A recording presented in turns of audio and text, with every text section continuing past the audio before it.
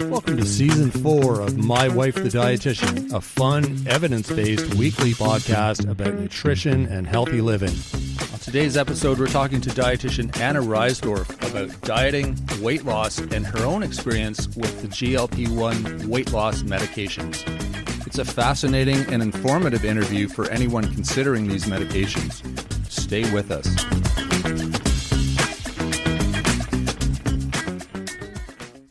Enjoying the show? You can help others find it and enjoy it too by giving us a 5-star rating or review. If you feel like reaching out to us with a question or comment, you can send us an email at mywifetherd@gmail.com. And don't forget to visit our website at mywifethedietitian.com, as well as our social media pages. We're on Facebook, Instagram, and YouTube. Enjoy the show. Welcome to My Wife the Dietitian. Hello, Sandra. Hi, Rob. How's it going? Oh, good. I'm really excited about the interview we have today. Yes, Anna Reisdorf is with us. Yeah, a dietitian who runs GLP1hub.com, and she is taking the GLP-1 medication. And so it's a great interview all about the varying health perspectives about these weight loss medications that are emerging on the marketplace, and there's more and more demand for them. And it's so interesting, just the conversation we had, eh? Mm-hmm. Yeah, it's a really controversial issue, and it's great to get a knowledgeable professional opinion from someone who's experiencing this firsthand. Yeah. You know, it's not just an opinion based on research. She's taking this medication, and she has been for several years. So she offers some really great insight, and that's the whole purpose of her website. Is she found through her own experience that there wasn't a lot of great information out there. The doctor would hand her the medication, that was it. She'd go home and have to figure it all out herself, the side effects, what to expect, just some of the issues that are common with this medication. So her kind of goal is to help other people who are on the same journey understand what's going on, what to expect, what to do, what not to do, all of that sort of stuff. So it's a really insightful episode, and we're really glad that Anna decided to join us today and share her thoughts on this. Yeah, it's a really good one. Stay tuned.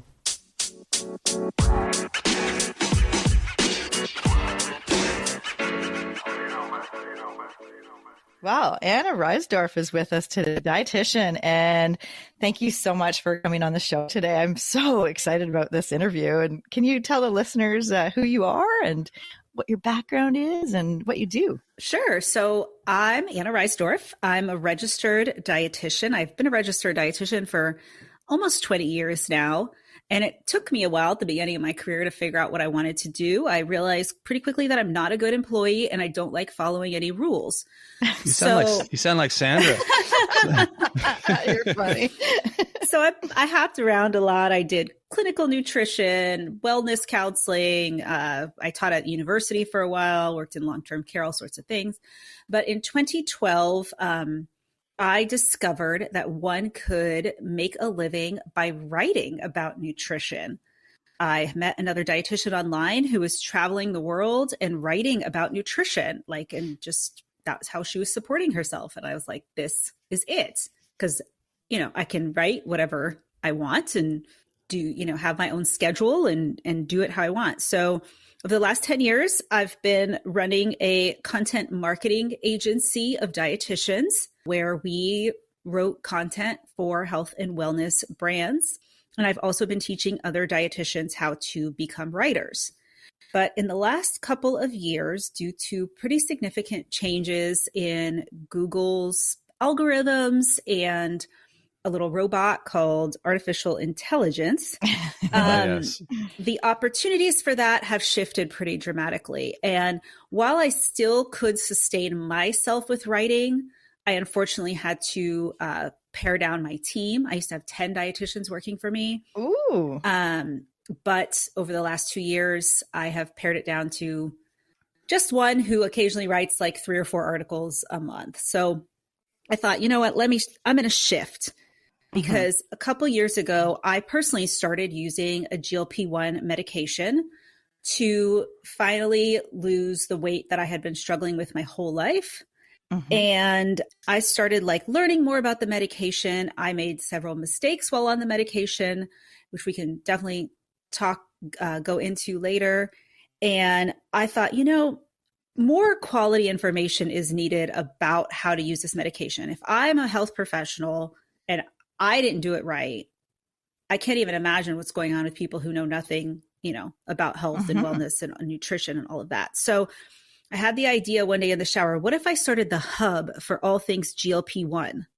In the shower. I love Always that. That's shower. Where my best ideas come to. It's like it's like a lightning bolt that comes down. Like, it's like, I don't know what it is, but awesome. Maybe it's because it's the only moment I'm not on my phone. So like ideas have a chance to pop in. So I went and I looked and the domain name was available and I bought it that second. And I said, I'm going to start this GLP-1 hub. And that's what I did at the beginning of the year.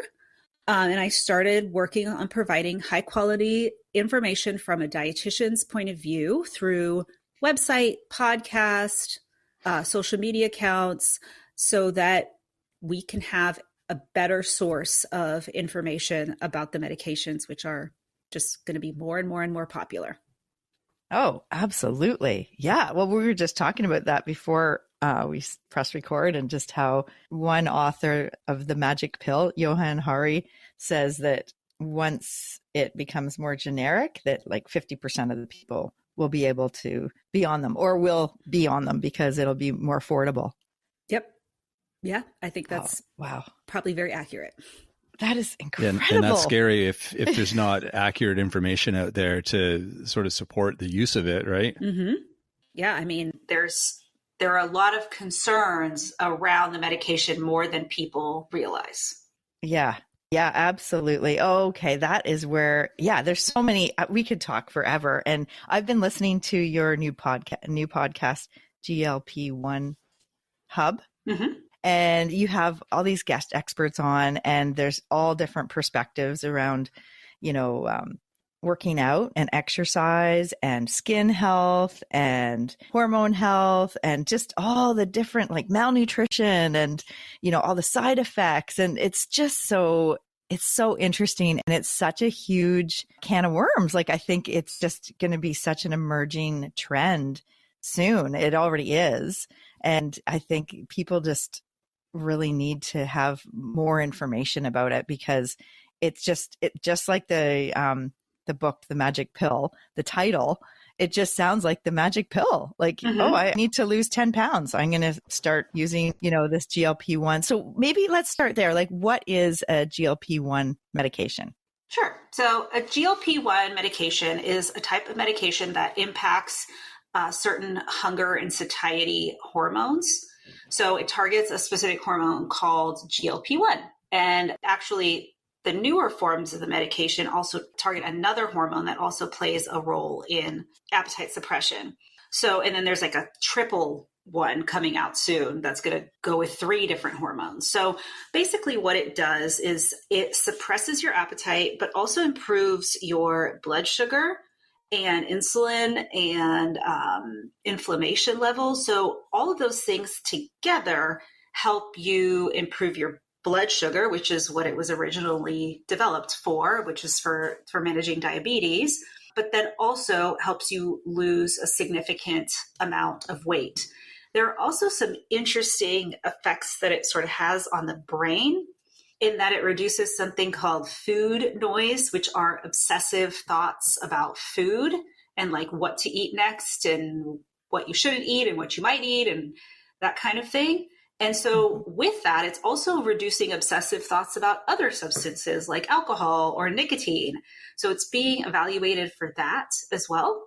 So it's pretty cool. Like in the addiction center in the brain, like it's doing something there, eh? Yeah, exactly.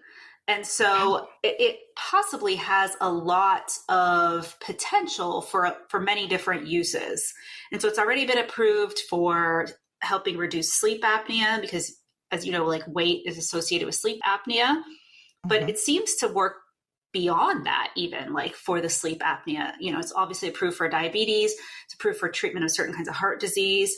So there's just going to be more and more applications for it. And some people have come on the podcast said that the weight loss is like the least of what it does. Like, that's cool, but it seems to do way more than that in terms of benefits. And it's probably related to its ability to reduce inflammation. Oh, interesting. Wow. Oh my gosh. Oh, that is interesting. Yeah. And I remember hearing you were saying something about they discovered this lizard that doesn't eat for 6 months or something. And then they were like looking at their hormone, like this gut. It was the GLP-1 in the lizard's gut or something. What is that? So I don't know who started this conversation, because I would have loved to be a fly on the wall, but they had discovered the GLP-1 hormone like a long time ago, and they realized that it was related to like telling your body to stop eating, that it was full. But it only lasts like a couple minutes in the body, and then the body breaks it down. And so when they first were like, oh, well, maybe this might work, they needed it to last longer. So for some reason, they found that the Gila monster, which is a lizard, it's like a spotted lizard. I just saw one at the zoo last weekend. It lives in like New Mexico and Arizona. It doesn't eat for like 6 to 9 months. And so they went inside of its mouth and like found this longer lasting GLP-1 that the lizard has. And then when you're taking the medication, you're not taking lizard spit, just like to be clear. They reverse engineered it, figured out what the chemical makeup was, and then turned it into the medication. So just to be clear, but like who was like, let me go to this lizard that lives in my backyard? No doubt. I mean, I don't know. People are what was the thought process, right? People are very innovative, I guess. No kidding. Yeah. So interesting. Oh my gosh. Wow. This is crazy. There's so much to this. I just can't even anyways. I wanted to ask you the question. So if someone's taking a GLP-1 medication, how long would they need to be on that? Well, the studies are not that great about people coming off of it. So as you know, obesity is a chronic disease that needs to be managed long-term. Like if you've ever worked with people who have lost a significant amount of weight, if they go back to their old habits, they gain the weight back. Mm-hmm. So it's seen as a chronic disease. So technically this medication is a long-term medication. Now, I just was doing a presentation that's going to be for other dietitians. And there was a study that was recently done in Denmark where they put people on the medication and they also paired it with like an intense lifestyle change program and also kept the dose of the medication very low and then slowly tapered the people off the medication rather than like just stopping cold turkey. Mm-hmm. And those people were able to maintain their weight loss for about 6 months, which that's how long the study period was. Okay. But other research has found that people gain about 80% of the weight back within a year when stopping. So there's like a lot of interest in how do people keep the weight off? Can they get off the medication? What are like the long-term use? Like, what do we have to do? But there isn't really like a protocol for this is how you're going to get off. I would assume that if you're willing to do like an intense lifestyle change, like really watch your portions, really do like a lot of exercise, you may be able to keep the weight off, but I'm skeptical. Right. Yes. Yes. There was a study. I was just listening to this training on EBT, which is emotional based training. And she was saying like 74% of Americans are overweight or obese. And they've done one study in diabetes, obesity, and metabolism in April 2022, basically paired the placebo, which is diet and exercise, versus the semaglutide, so the GLP-1 weight loss drug. And after 120 weeks, so it showed that they both, were able to lose the weight, but then, and this was like 2.4 milligrams was the dose. And basically after 120 weeks, they were both pretty much the same. Like they lost like a good amount of weight, but then they went back to their pre-weight loss weight. So, and actually gained a bit, just like the yo-yo diets that, Yep. We know all about, that it's almost worse to lose a bunch of weight and then, gain it all back, because it's really hard on the body. Because, Right. and part of this, it's like a biochemical, like obesity is like biochemical. It's not just about behavior. It's not a behavior problem. It's more like, it's actually, there's biochemical changes with the hormones, with the stress chemicals, the cortisol, dopamine, ghrelin, insulin, leptin, serotonin, like all these things are dysregulated. And it's so interesting. Like, I mean, the magic pill, it's a perfect term for it, right? Because it's like, it seems like it's so easy. Just, take this and lose the weight. But there's side effects, right? Like, let's talk about that. We did one episode of Nutrition Nuggets a couple of weeks ago about one case that I heard about, this woman who collapsed in her bathroom and her husband went in and she went to the hospital and she had to have her bowel removed, like a lot of her bowel, because it had died. She was so severely constipated, the bowel died, and then she had an ileostomy now for the rest of her life, and she's suing Ozempic company. And she said she didn't know the side effects, except that if you're that constipated, that warrants a discussion with your healthcare provider, I think. Like if you're not, if you're that constipated. So I don't know. Anyways, have you tell us about some of the side effects? Sure. So the main side effects are digestive side effects. And for the majority of people, they're relatively mild: nausea, maybe some vomiting, diarrhea, or constipation. Some of this could obviously be managed via correct diet and lifestyle changes. So the constipation, more fiber, more water, more exercise can all help. And then, for the nausea and the vomiting, you can ask for some type of anti-nausea medication. I personally have to take one every so often that my doctor gave me a prescriptions, like a Zofran. Oh, Zofran. I see that in when I work in the cancer clinic with oncology nutrition. Yeah. It's a pretty powerful anti-nausea medication. It's expensive too, right? Yeah, it works. It works really well, and quickly, which is good for nausea, so you don't throw up. Good, yeah.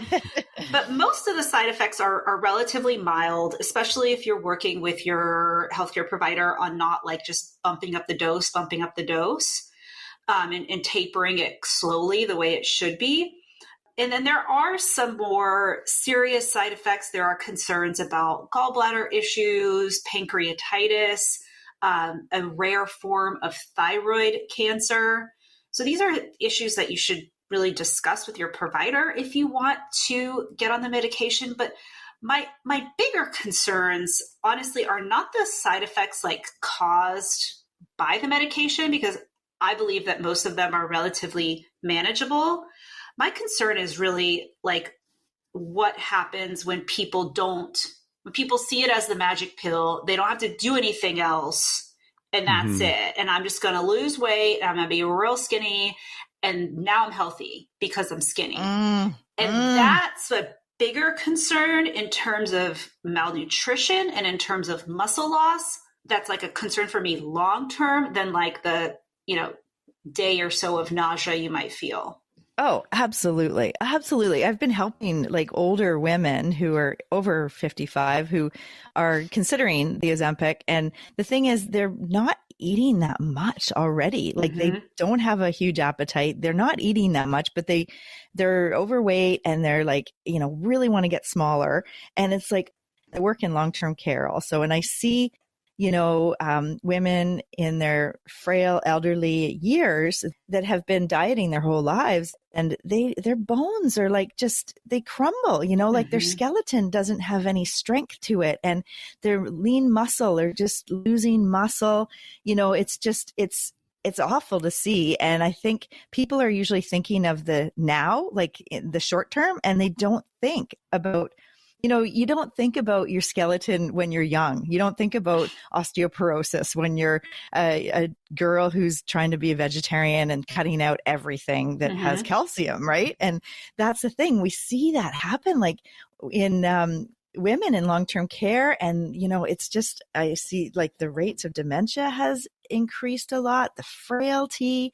And the thing is the quality of life too, right? Like I feel bad because when I'm helping people that are on different chemotherapy or cancer treatment and they come to the dietitian and they are like, is there a pill to give me an appetite? Like, I feel like everyone else is trying to lose weight and I have to force myself to eat. It's like a full-time job to eat. And I have no, will to wake up in the morning because I don't want to eat my meal. I have no appetite and things don't taste good.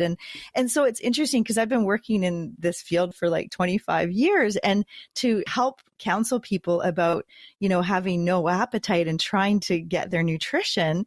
And now here's this magic pill that is taking away people's appetite. It's the opposite. Right.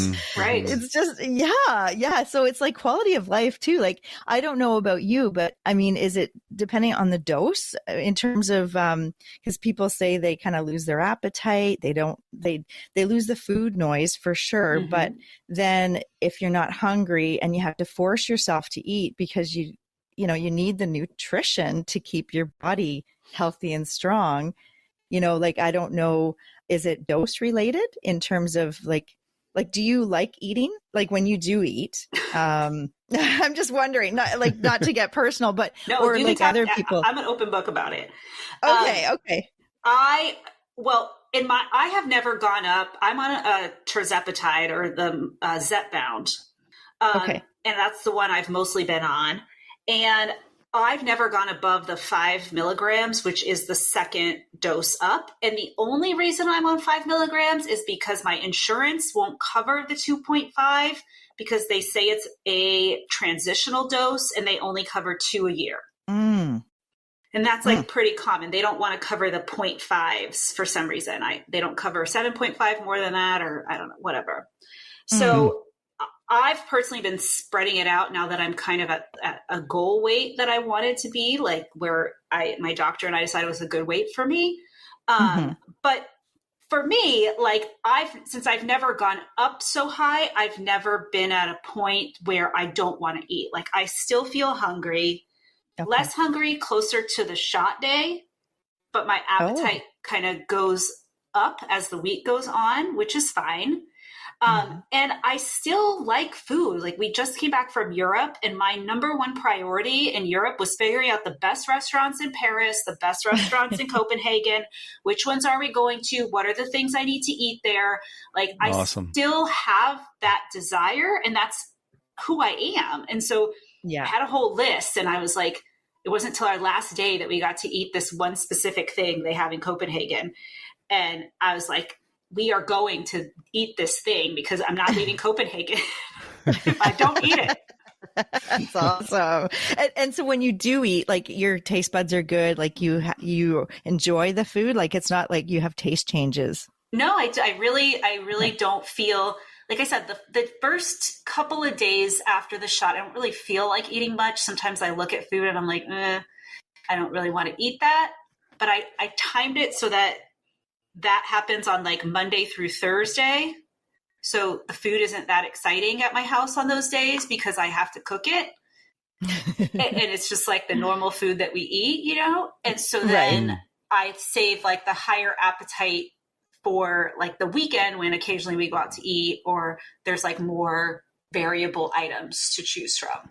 And that has worked for me, like to just have it be that way. But whether people can eat on the medication or not does depend on the dose, but also depends on their individual tolerance. So some people like can't even tolerate the 2.5 of the medication. Like it makes them super nauseous. They throw up. Like I have a hormone doctor here in town and she says she can only do like a half a dose because she feels like, even the technically lowest dose makes her puke. So it really depends on the person and what their effects are. Whereas I know people that are on like the highest dose and, that's what's helped them lose 150, 200 pounds. Wow. Yeah. Are you finding with the people that you're talking to, and I'm not sure, do you consult with patients, clients, that sort of thing? No, I don't. Just the podcast and then my audience through the podcast. Yeah. So from what you've heard, I guess, are these issues that, like, it sounds like you need to sort of have a bit of a strategy when you're using this medication, and you kind of understand what you're looking for because you're a health professional, and some of the things that you've encountered, is that something that you're able to sort of share with other people? And is that something you found that people are figuring out, like the eating patterns and figuring out when you're hungry, when you're not, and how to accommodate for that? Is that?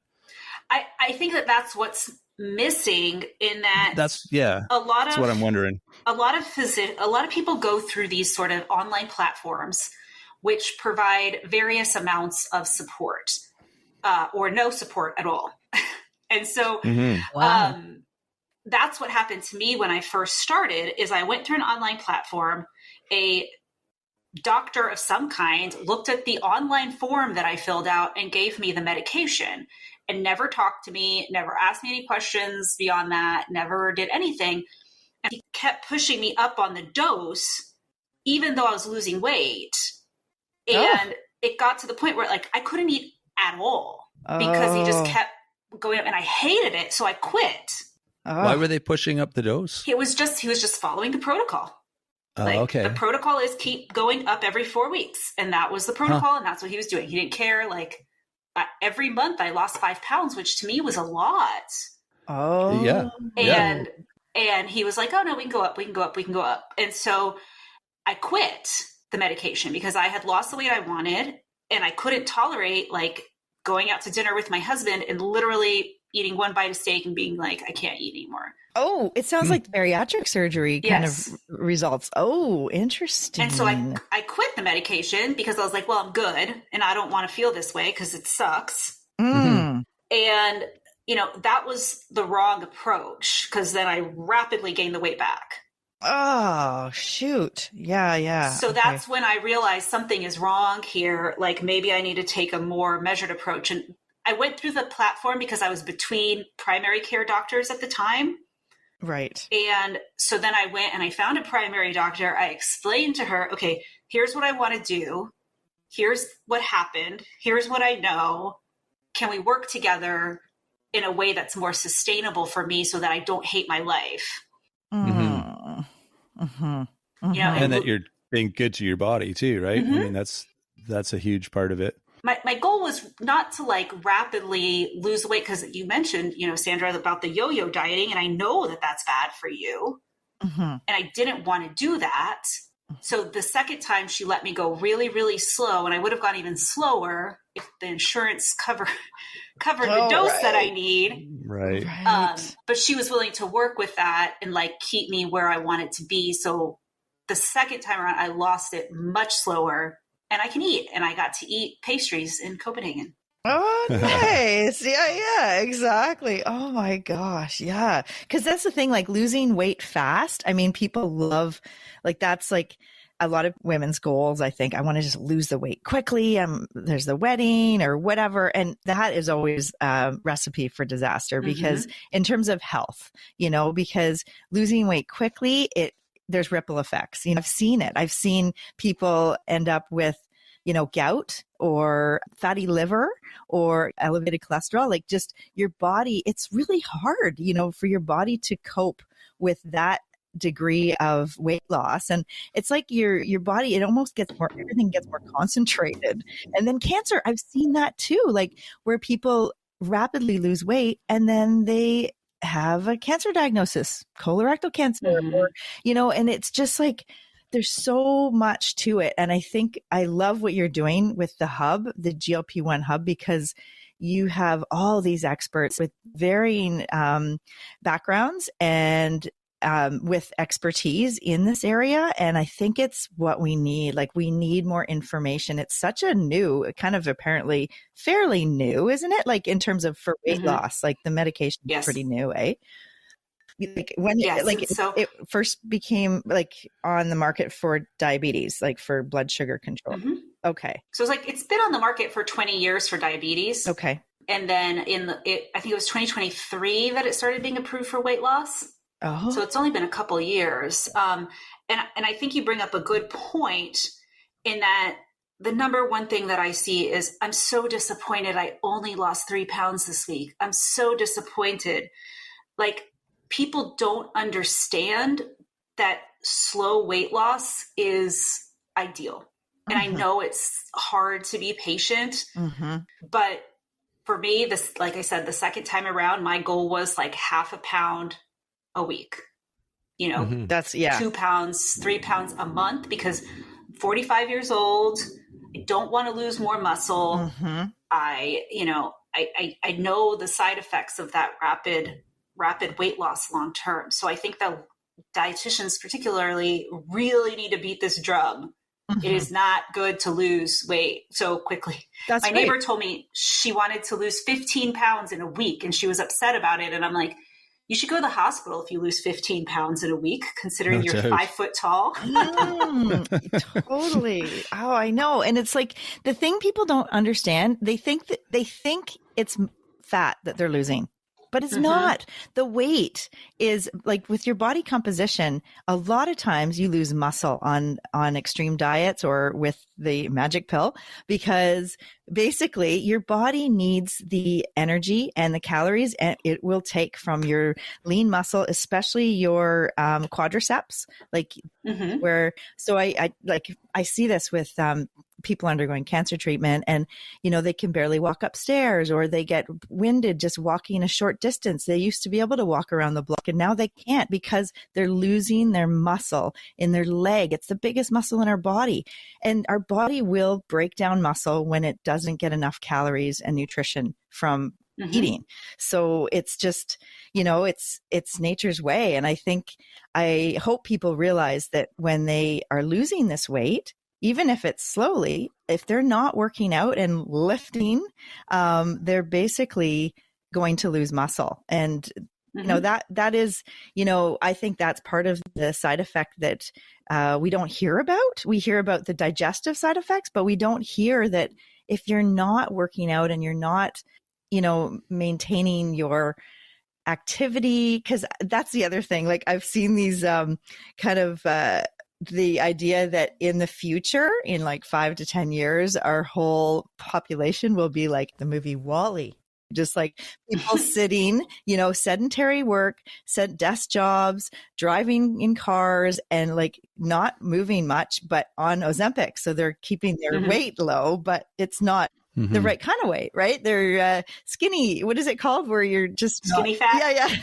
Exactly. So I think that is like such a key ingredient, is the maintaining your lean muscle is so important. And I think, men are better at that in terms of, they have testosterone and different hormones, but with women, the messages for our whole life since we're, a teenager is you got to be size zero. You have to lose weight. You have to be less than you are. Less. It's like, what's a zero? Nothing. I'm nothing?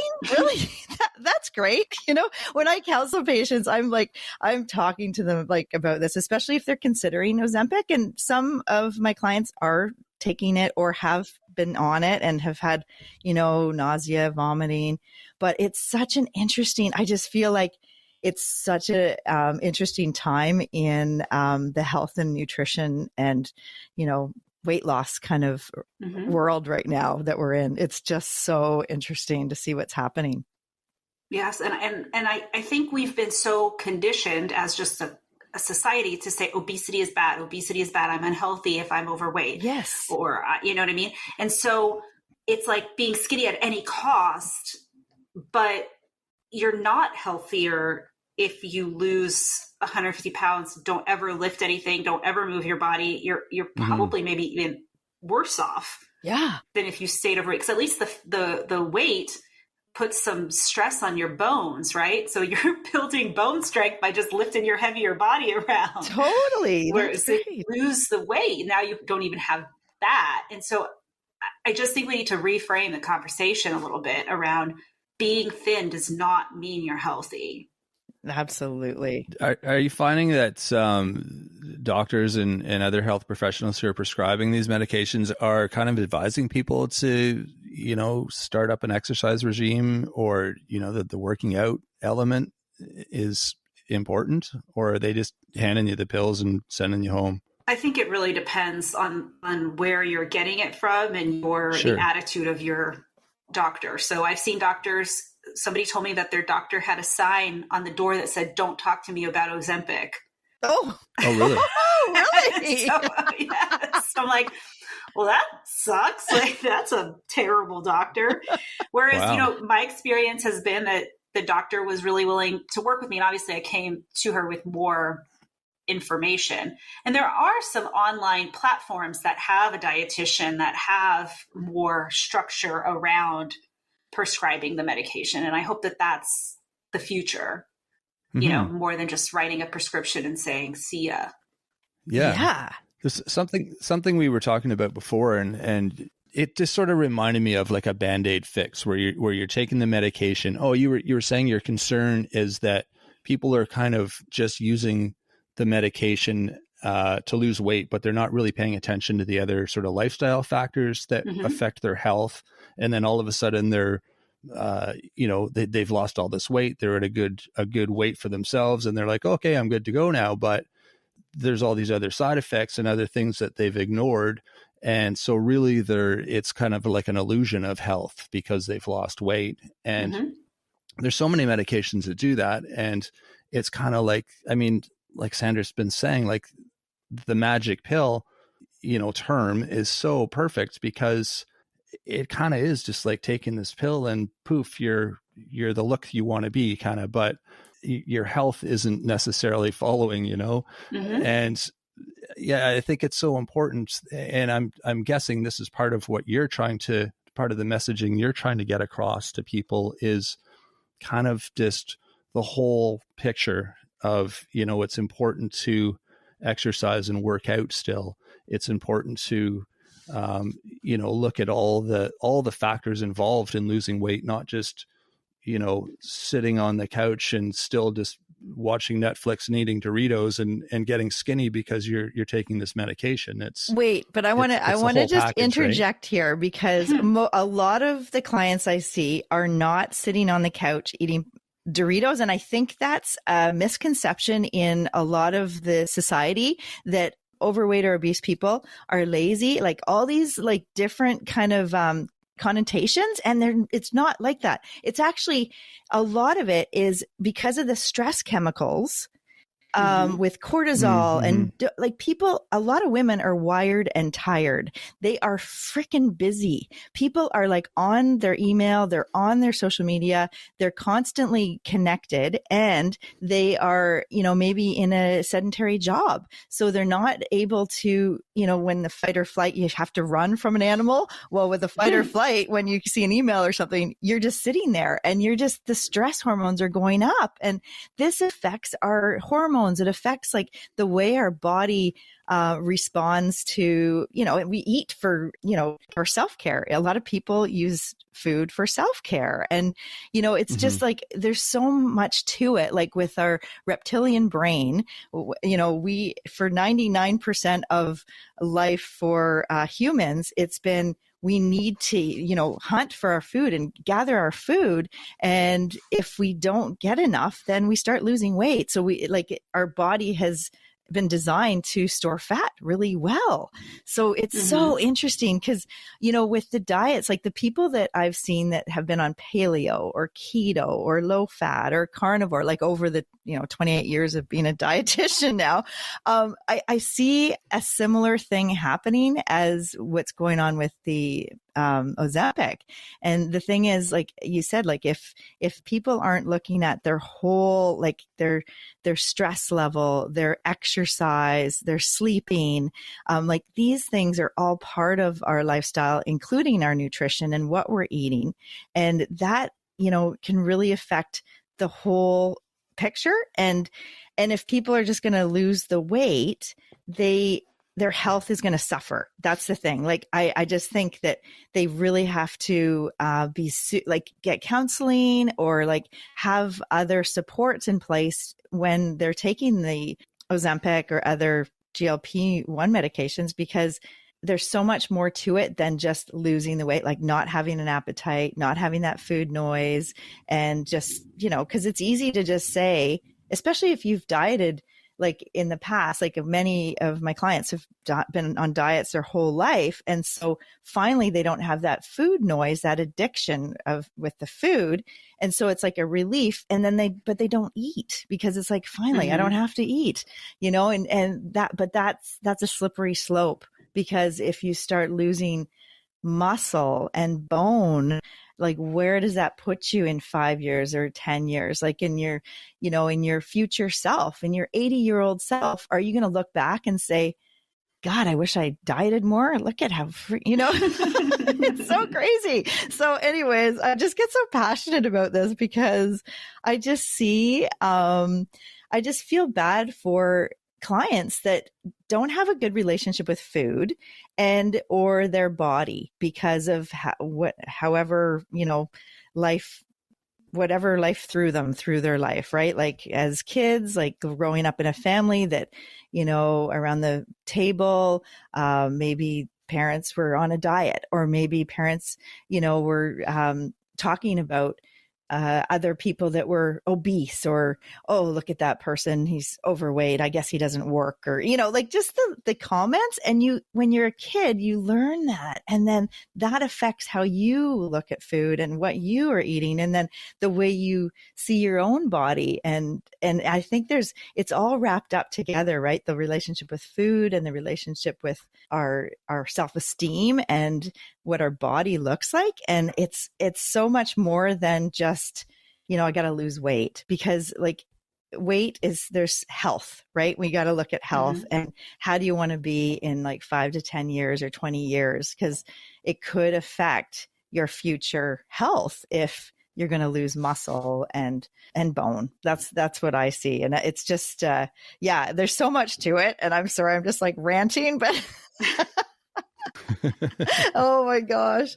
It's helped me just like have more compassion for myself in a way. Oh, good. Because I've spent, I became a dietitian because I wanted to lose weight. Like that was my primary motivator. Okay. And, I was interested in food and nutrition, and I liked helping people, and I like science and things like that. But like, that was not my main thing. And the fact that I personally felt like I was doing everything I could, consulting with multiple colleagues of ours, trying to figure this whole thing out, and I couldn't. And, I don't know if you guys have a YouTube channel or have ever experienced the love that comes from YouTube commenters, but that's their main. YouTube's awesome for that. Yeah, right.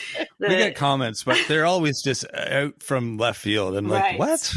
They're very supportive of your emotional state.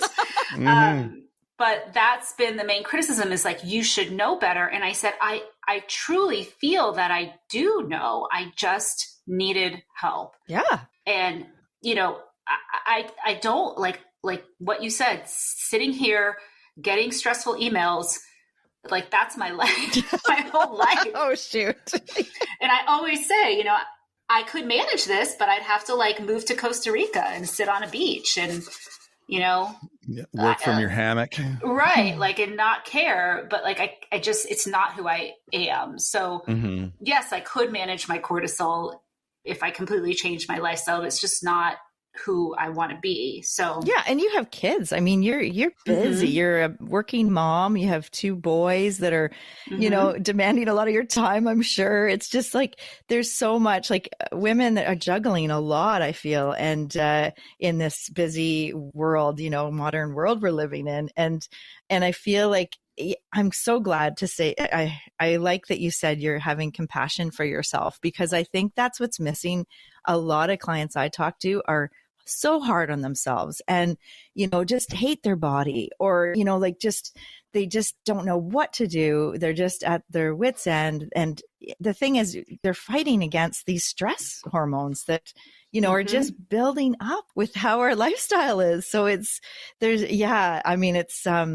I think, it has a place. It's definitely a tool in the toolbox, the magic pill or the GLP-1 medication. But I think it really deserves like a lot of like people who are going to take it, they should really have a support team in terms of like figuring out all about it, like not just, let's just lose the weight kind of thing. Cause it seems like the magic pill, it seems so easy, but there's so much more to it. And it's really tricky. It's so tricky. Like I have a client right now who's like, I think she's 60 plus and she's just at the end of her rope. She doesn't know what to do. And a lot of it is that addiction piece that you were talking about, like the addiction to food. And she just cannot, she has so much food noise going on and it's just so hard for her to calm that down. And so, and her doctor has prescribed it and she hasn't taken it yet. She hasn't filled the prescription and she just doesn't know what to do. And it's hard because I'm going through like craving change with her, like reasons that we're eating and, self-care, like using other things in food. But if it's not a behavior issue, it's more of a biochemical, then you're really like pushing the boulder uphill. Like it's really hard. Oh. Yeah. And I think that, for me, I've just sort of accepted that based on where my life is today, like you mentioned, I have a lot of things on my plate and I just can't put this like whole system management on top of this. And this gives me the ability to not just focus on food all the time. And, I think I have a good diet and I do my exercise and I lift the weights and I do the stuff that needs to be done. I just don't have the capacity to also try to figure out how to not get upset when these emails come in or, how to not yell at the children when they're, trashing my basement as they do while they're playing the video games, like, that sort of stuff. Yeah, so totally. This just like makes it so I can still continue on with that and it's not going to affect my health. So, well, it probably still is, but my weights, let's say. Yeah. Yeah. No, absolutely. I mean, and everybody is individual. Like everybody has their own motivation and reasons for taking it. And that's the thing. Like, I mean, I think it's interesting that doctor has that sign. Don't talk to me about Ozempic. That tells me that everyone's asking for it. Yeah. Yes. Yeah. That's like a huge, like there's a consumer demand and he doesn't believe in it or like it's not his, you know what I mean? It's almost like a religion. It's like, I don't believe in it. I think you can just work out and eat less, just tape up your mouth or, I've heard that kind of thing. It's like, it's not. Yeah. Yeah. Oh my gosh. So I guess I want to ask you a question and I know we're pushing the time here, but what are some of the best foods while you're on GLP-1? Like, does what you eat matter? And what are some of the best foods that you eat while on it? Sure. So the most important thing, because of the muscle loss that we've talked a lot about, is going to be protein. But people are obsessed with protein. I don't know if you've noticed. Yes. In this world, it's just everything has protein in it. Yeah. And I think they're really forgetting the other important piece, which plays a role in the side effects, which is fiber. Yes. And so that's how I personally look at my meals is I say, okay, what's my protein? And it can be, I'm an omnivore. So I eat, eggs, Greek yogurt, chicken, anything that has protein is where I start. Mm-hmm. And then I move on to typically fruits and vegetables. I'm not like a carb limiter of any kind, but I prefer to just choose fruits and vegetables to get the fiber initially. And sometimes I'll do some like whole grains of some kind. And if I feel like eating regular pasta, then I just do. Mm-hmm. So that's sort of where I look at it, make sure that you are drinking enough water, because that also plays a role in the constipation issue. Mm-hmm. But if you can that's what I've been trying to sort of share on the Instagram is like, how do I structure that protein fiber? And then I don't really stress too much about the other things if I have those two in place. Nice, nice. So like at least at every meal, like your breakfast, lunch, dinner, you're having the protein and fiber. And then if you have a snack, it's going to have some balance in there, like again, protein and fiber. Mm-hmm. I try, I'm not always perfect with snacks. Sometimes, that 4 o'clock, 3 o'clock stress level comes up, or the tiredness. Yes. And I go for the goldfish crackers that the kids always have on hand. Yeah. But I don't stress too much about it. Like I try to, when I want, if I have the protein and the fiber at the meals, if I occasionally have a package of goldfish crackers, it's not going to be the end. Right. Okay. Yeah. No, that makes sense. Oh, that makes sense right across the board for everyone. I mean, Sure. No one should be so stressed about every single thing they're putting in their mouth that it's, causing them issues. Right. And many people do, unfortunately, they're like, oh, I had this for breakfast. Am I going to be okay? But I'm like, you'll be fine. Come on. You're allowed to have some whatever once in a while. It's right. Right. No. And I find that when I don't have, especially for breakfast, when I don't have the protein that I need, I do feel even hungrier when I come to dinner time. So the other day, my kid had a sleepover and really wanted cinnamon rolls. So I ate some of the cinnamon rolls and no protein and was really hungry at the end of the day. So even on the GLP-1, it's not perfect, but like the next day is the new day and the cinnamon rolls were gone. So totally. Yeah. Just move on. Yeah. And it's good to learn that about yourself too, right? Like, I guess I didn't have protein in the morning. And that's how I love to work with clients around that. Like watching, you can monitor yourself like 3 days a week, kind of 2 weekdays and a weekend day, and just see like, okay, what am I eating? How am I feeling? Do I get my cravings like at the end of the day? And, it's because I ate the cinnamon rolls, or I didn't have any breakfast until 1 p.m. And, so that's a great thing to be able to reflect and to learn about yourself, because everybody's different. Like everyone, people might be a morning lark or a night owl, and you have different circadian rhythms in terms of when your appetite, what happens through the day and your energy levels and your appetite and all that. So yeah, I think it's a very personal thing, but I think it's good that you realize that, okay, yeah. And like you said, it's not the end of the world. It's like, you look at your week instead of like every single day has to be perfect. It's kind of like, Sure. Over the week, how did you do? Like that kind of thing. So you're not beating yourself up and saying, I'm going to just start the diet on Monday again because I failed or whatever. Well, and then the other thing is I do try to eat 3 meals a day, even if some of those meals might not be very big. I know that I will like have lack of energy or obviously nutrition issues if I don't get the food in. So if I can just even get some protein and fiber in 3 times a day, like I think that is important, even when you're not like your appetite isn't necessarily there. Yeah. Yeah. So it's not like the lizard that doesn't eat for 6 months.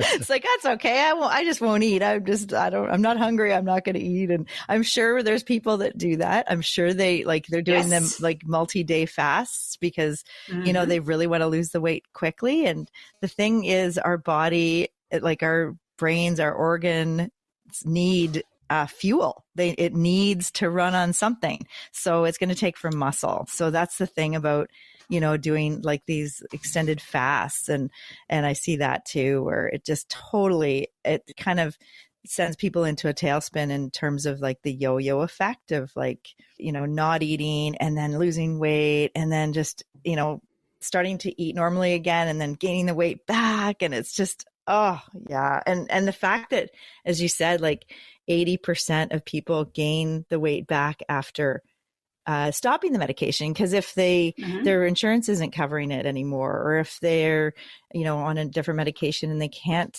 take it anymore for whatever reason, that's a huge factor. Like the yo-yo dieting can be so harmful to your overall health in the long term. So, I think the dosing is key. Like, there's something called microdosing. Is that, have you heard much about that? Or are they talking about that?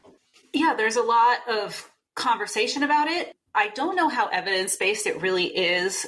I actually know people that are doing that for like longevity reasons and mental like cognitive reasons as well. Oh, like the anti-inflammatory kind of aspect? Okay. Yeah. That may become more challenging with all the changes in the availability of the compound medication, because if you're on the prescription dose, you can't adjust it quite as much because it comes in a pre-filled pen. Okay. So yeah, I mean, I think it's really interesting. I hope that people are doing more like legit research on it rather than just what it seems to me is like kind of guessing and experimenting on themselves. Yeah. And didn't you say something about a gray hat, like something like some company wanted to partner with you and they're kind of like, I don't know if they're a compounding, like what is that? So there are, the FDA technically banned the ability to compound the GLP-1s because they want everybody to be on the pharmaceutical one because there are safety potential issues with the compounds. The thing is, there's just too much money involved. And so several companies are doing workarounds. So they'll mix it with like B12 or glycine or something. So it's technically not the same medication. So that's why you can still find compound versions of the medication online. I just went to a med spa this week here in my town, and she says they haven't had an issue getting their compound in at all. So clearly somebody's still making it, or they're figuring out how to work around the FDA rules. But also, there are a million of these gray hat, semi-legal people that are doing who the heck knows what, mixing things together, using research grade peptides from China, importing it directly to your house from Canada. You know, like it's a disaster. Wow. And so I would really encourage any of your listeners who want to do a GLP-1, if they're not covered by insurance, that's always where you should go first. But to really be careful of the source of the GLP-1. And I know it's expensive and these people are probably selling it for a third of the price or anything, but like you don't know what it is. And now with the oral version of it coming down the pipeline in the next, 6 months to a year, I don't even know what's going to happen. Like, can you imagine, like, now it's a pill. Yeah. You can just pass it around, sell it around to the ladies in the neighborhood. I mean, it's going to be a disaster. Holy. So just please be smart and cautious about where you're sourcing it. I don't think compounds are bad, but just don't buy it from some guy on TikTok. Like, I don't know. Yeah, totally. Oh my gosh. Anna, who do you think this is for? Who do you think the ideal sort of consumer is for this product? Do you think it's something everyone should take or could take, or is it more of a last resort? Like if you were the one prescribing it, kind of what would you recommend for people looking for it? Honestly, I think that anyone who is struggling with their weight and is overweight and has tried many things before, I think that it's something worth trying and looking into. There are obviously medical contraindications that I can't really evaluate because I'm not a doctor. Sure. I think that due to some of the more interesting potential of it, which we still need to learn more about, like the potential for brain health or addiction or these types of things, like maybe other people will use it as well. But there are real side effects, and we don't know. I've seen teenagers getting put on it, and like, what is the effect of somebody being on it for 50 years? Right. Nobody really knows. So I just think there's more research needed. I'm a pro GLP-1 person. I think if you want to use it, you should use it, but not everybody feels that way. So.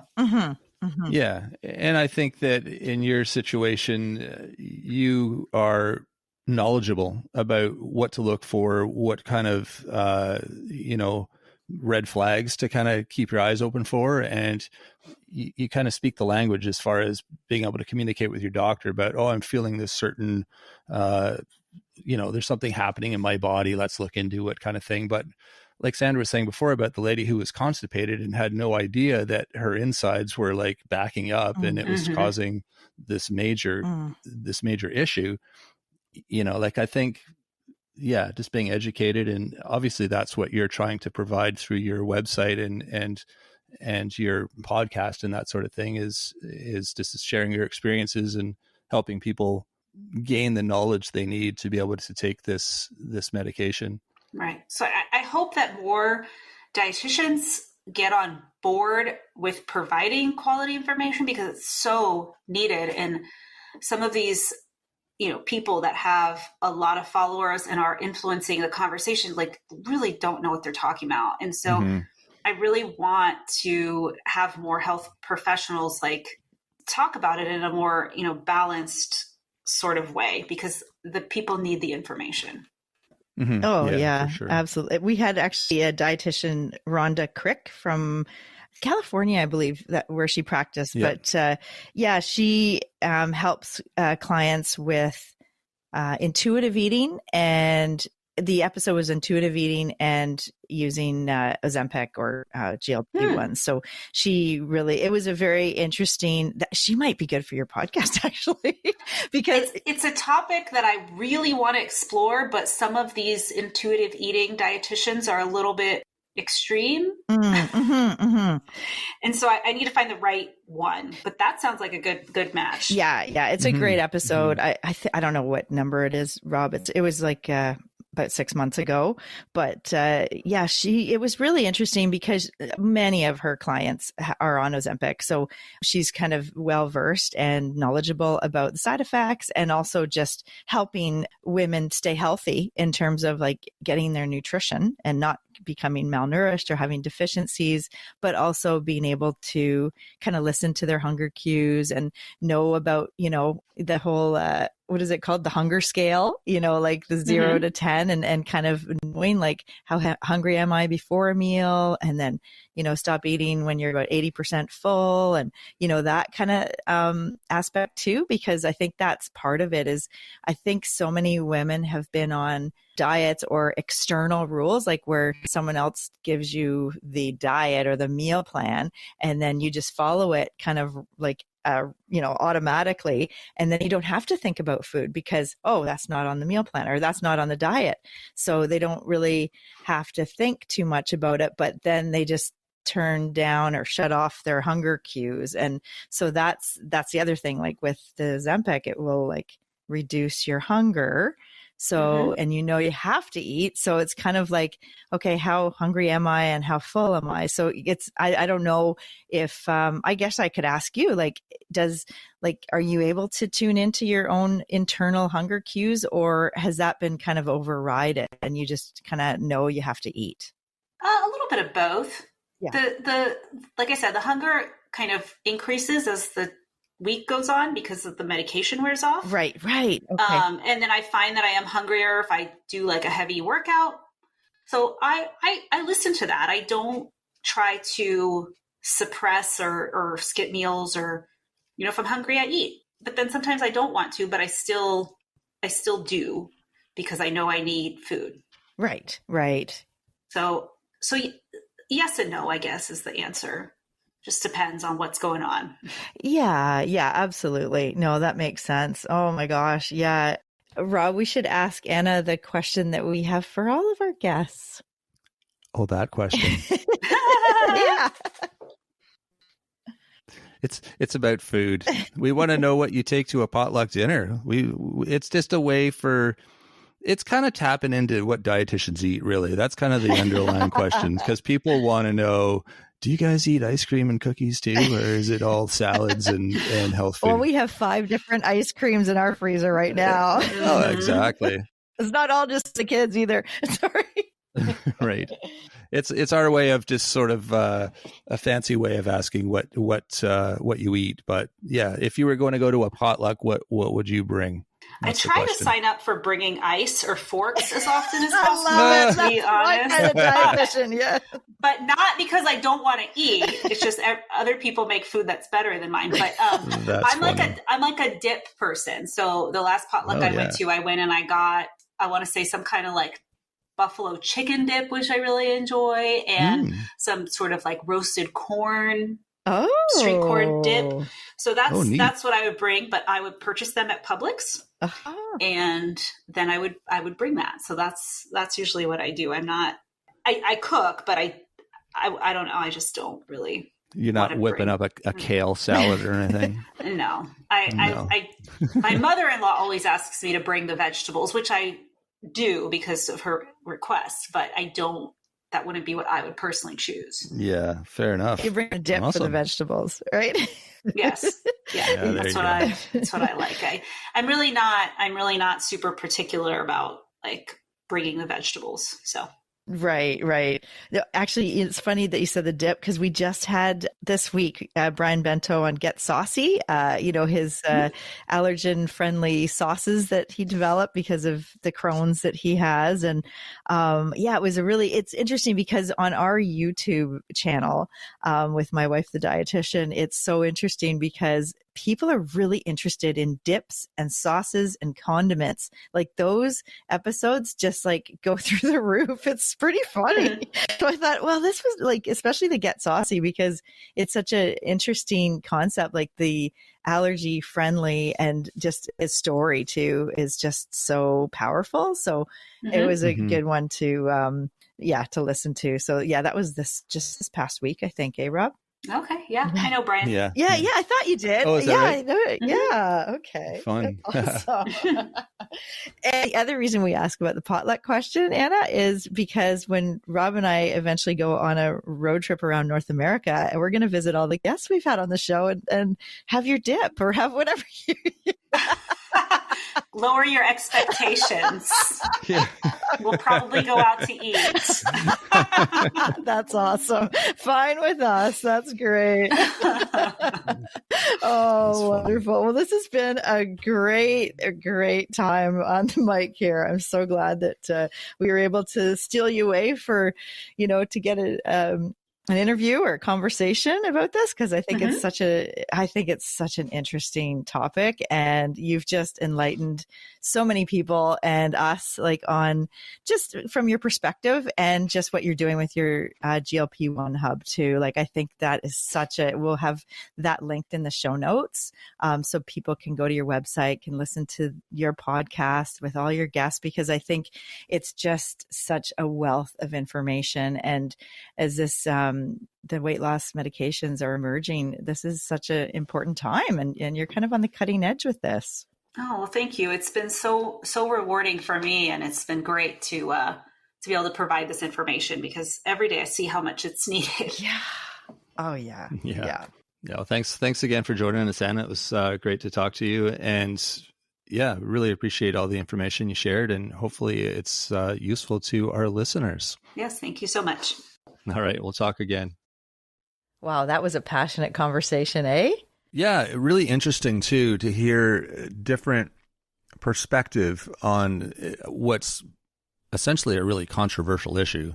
Yeah, it's definitely controversial. Like, I have clients who they are dead set against, there's no way I'm sticking myself with a needle to lose weight. Or there's other people that are really looking for it, like seeking it out and want this. Yeah. And I think that is the case with a lot of the whole pharmaceutical industry, to be honest. I mean, personally, I'm not a fan of using medication to heal myself. I do it as a last resort, but I would rather look at other options first. Other people, like you say, they're like, okay, I want to feel better. Just give me what I need to do it. Or it's a last resort. They've tried everything else, and they're feeling like there's nothing else I can do. I have to do this. And everyone's different, and that's fine. And I think that's what we're learning about this, is that people have different reasons for the choices they make, and that's okay. Absolutely. Yeah. Like different motivations and background too, Mm-hmm. And that's the thing, like listening to her GLP-1 Hub podcast and hearing all the different perspectives from the guests she's had on, it's really opened my eyes about the varying uses of it. I mean, there's just so much, like it's incredible. The one thing I don't like, and this once again is the case with most things when they become mainstream, they sometimes will lose their credibility. Something that starts as being really effective for its intended use kind of gets skewed into other uses, and the mainstream gets a hold of it, and then it's being used by people who maybe shouldn't be using it for its intended purpose, and then it kind of gets like a bad stigma. Do you know what I mean by that? You're like, I have no clue what you're talking about. Kind of. I mean, there's not much evidence at this point for different uses. So I think that's part of it. Like there's more studies and more research coming out about the anti-inflammatory effects or, different uses for it. So yeah, I think as time goes on, we will see where this goes. It's not so much different uses. I'm talking more about the weight loss, but I think when people hear that, oh, this is like, I can lose a ton of weight really fast, sign me up. Mm-hmm. And they just want that quick fix. They want that easy, quick fix, the magic pill.